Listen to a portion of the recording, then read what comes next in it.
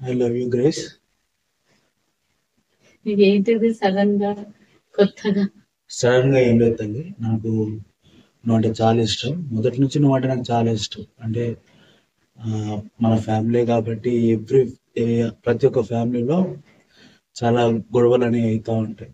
కానీ మెయిన్గా మన ఫ్యామిలీలోకి వచ్చేసరికి నేను బాగా అబ్జర్వ్ చేసింది, నేను ఒక మాట అంటే నువ్వు ఒక మాట అంటాం, లేదంటే నువ్వు ఒక మాట అంటే నేను ఒక మాట అంటాం. ఇద్దరి మధ్యలో చాలా మిస్అండర్స్టాండింగ్స్ అయ్యేటి. కానీ చాలా వరకు చేంజ్ని నేను చూస్తా ఉన్నాను. దానికి నేను చాలా సంతోషంగా ఉన్నాను. అందుకే స్పెషల్గా నేను ఇది తీసుకోవటం జరిగింది. అవునా? Okay, okay. అంటే చేంజ్ ఎందుకు చూస్తున్నావు అంటే, మొదటిగా నేను నిర్ణయించుకుంది ఏంటంటే, ఇంతవరకు మనం నా ప్రేమ నిశ్చయించడం వల్ల ఇద్దరం తగ్గకపోవడము, నువ్వెంత అంటే నేనెంత అనుకోవడము, ఇంకా కాంప్రమైజ్ అవ్వకపోవడము. సో గొడవలు అనేటివి అవి కంటిన్యూ అవుతూనే ఉన్నాయి. బట్ ఎప్పుడైతే మనం దేవుని బిడ్డలుగా ఉండాలి, నేను దేవుని బిడ్డగా దేవుని ప్రేమను చూపించాలని స్టార్ట్ చేశాను, దేవుని ప్రేమని పట్ల చూపించడం. అప్పటి నుంచి నువ్వు ఈ చేంజ్ చూడగలిగావు. అంటే దేవుడు మనల్ని ఎట్లా ప్రేమించాడు, ఏదో మన తప్పుల్ని బట్టి కాదు గానీ, దేవుడు మనం ఎలా ఉన్నా గూడా ఆయన మనల్ని క్షమిస్తూ, ప్రేమిస్తూ నడిపిస్తున్నాడు కాబట్టి, నేను గూడా నీ పట్ల అదే ప్రేమను చూపిస్తున్నాను. నువ్వు గూడా చాలా చేంజ్ అయ్యావు. మొదట్లో గాకుండా నీలో గూడా చాలా చేంజ్ చూస్తున్నాను. చాలా సంతోషం తల్లి. ఒక మాట నేను చెప్పాలనుకుంటున్నాను, I love you. Thank you. Same to you. ఇంకోటి ఏంటిదంటే, నువ్వు నాకు చెప్తుంటే నాకు ఒకటి గుర్తొస్తా ఉంది. రియల్గా చెప్పాలి అంటే, హానెస్ట్గా నేను నా క్యారెక్టర్ కానీ, నా యొక్క బిహేవియర్ కానీ, నేను పెరిగిన సర్కిల్ కానీ అది చాలా డిఫరెంట్. నువ్వు వేరే సినారియో నుంచి వచ్చిన, నేను ఒక డిఫరెంట్ మెంటాలిటీ నాది. కానీ నన్ను మన ఇద్దరిది ఒక మిస్ మ్యాచ్ కనెక్షన్. చాలా సార్లు నేను అనుకున్నాను, బై మిస్టేక్ నేను పెళ్లి చేసుకున్నానా, నువ్వు కూడా చాలా సందర్భాలలో అన్నావు. కానీ ఇది ఒక పార్ట్ ఆఫ్ గాడ్స్ ప్లాన్. దేవుడు ఒక మంచి పర్పస్ ని మన పెట్టి ఉన్నాడు. దాన్ని బట్టి మన యేసయ్యకి మహిమ కాక. నిజంగా నేను ఎందుకు నిన్ను బాగా ప్రేమిస్తున్నానంటే, నీ పేరుకు తగ్గట్టే నువ్వు జీవిస్తా ఉన్నావు. నా పేరు తగ్గట్టు అంటే నీ పేరు గ్రేస్ కదా, ఆ గ్రేస్ నువ్వు రిఫ్లెక్ట్ చేస్తా ఉన్నావు, చూపిస్తా ఉన్నావు. అంటే ప్రేమను చూపిస్తా ఉన్నావు కాబట్టి అందుకే ఐ లవ్ యూ చెప్తా ఉన్నాను. అంటే గ్రేస్ అంటే నాకు తెలిసిన వరకైతే దేవుని కృప అంటా ఉంటారు. అంటే కరెక్ట్ గా చెప్పాలి అంటే దేవుని కృప అంటే మనము దేవుని ప్రేమని పొందుకోవడానికి అసలు అర్హులం కాదు. కానీ ఆయన దేవుని మనల్ని అర్హులుగా చేసి ప్రేమించాడు కాబట్టి, సో అట్లనే నేను మనము ఆ దేవుని ప్రేమను కలిగి ఉండాలి కాబట్టి ఆ విధంగా నీ పట్ల దేవుని ప్రేమను చూపిస్తాను. చాలా సంతోషం.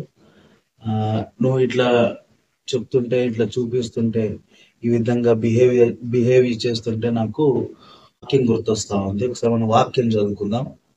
ఎఫెసీయులు 2వ అధ్యాయము 8వ వచనం.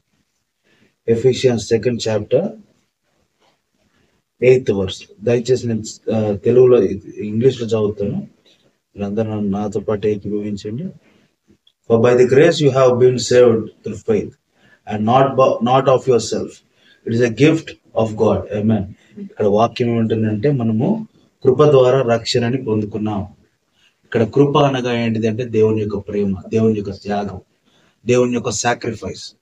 ఈ సాక్రిఫైస్ అనేది లేకపోతే కుటుంబాలు నిలబడవు, కుటుంబాలు చెల్లా చెదరైపోతా ఉంటాయి. గర్వంతో, అహంకారంతో చాలా మంది వెళ్ళిపోతా ఉంటారు. కానీ దేవుని యొక్క ప్రేమ ఏమంటుందంటే, సాక్రిఫైస్, ఫర్గివ్ అండ్ ఫర్గెట్ అని చెప్పి దేవాది దేవుడు చాలా చక్కగా చెప్తాడు. ఇందాక నేను మా గ్రేస్ అమ్మ ఇద్దరం మాట్లాడుకున్న సందర్భాలలో మీరందరూ విని ఉన్నారు. చాలా మిస్ మ్యాచ్ అవుతా ఉంటాయి, చాలా డిస్టర్బెన్స్ వస్తూ ఉంటాయి. ఎప్పుడైతే మేము విడిపోదాం అనే టైంకి సాతాను గాడు చూసి చాలా సంతోషపడతా ఉంటాం. అమ్మ వీళ్ళని విడగొట్టాను, వీళ్ళని దూరం పంపించేశాను. కానీ దేవాతి దేవుడు ఏమంటున్నాడంటే, హోల్డ్ ఫెయిత్, హోల్డ్ పీస్.